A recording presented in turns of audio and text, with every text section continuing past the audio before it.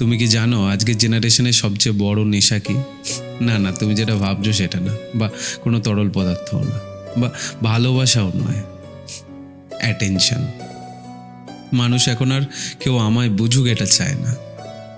মানুষ চায় এখন কেউ আমায় দেখুক, অনেকজন দেখুক, লক্ষ্য করুক। আর এই পার্থক্যটাই সব বদলে দিয়েছে। এখন আর মানুষ দুঃখ পেলে কাঁদে না, স্টোরি দেয়।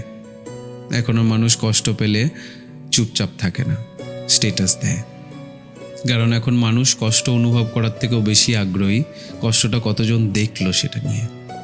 কেউ অনলাইন না থাকলে নিজেকে একা বোধ হয় না, নিজেকে অদৃশ্য লাগে। আর সোশ্যাল মিডিয়া আমাদের এমন একটা জায়গায় নিয়ে গেছে যেখানে যে কোনো খুশির মুহূর্ত অনুভব করার আগে আমরা সবসময় এটা ভাবি যে এটা আপলোড করলে কেমন লাগতো, এটা আপলোড করলে কতজন দেখতো, কতজন কী বলতো। মানুষ এখন আর সম্পর্কেও শান্তি খোঁজে না, একটা অবিরাম প্রতিনিয়ত অ্যাটেনশন খোঁজে।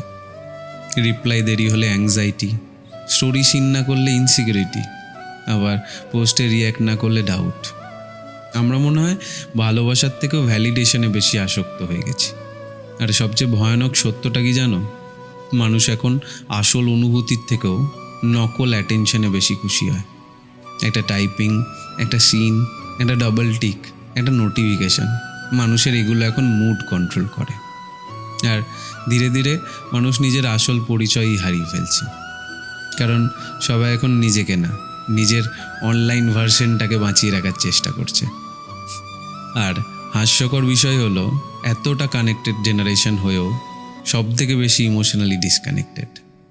কারণ বেশিরভাগ জন বুঝতেই চায় না অ্যাটেনশনটা খুবই সাময়িক, আর কানেকশনস খুবই গভীর।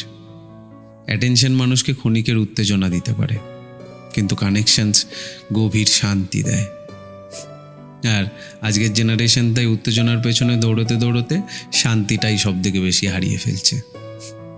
কারণ আজকাল তো মানুষ আর ভালোবাসা হারিয়ে কাঁদে না, অ্যাটেনশন হারিয়ে কাঁদে।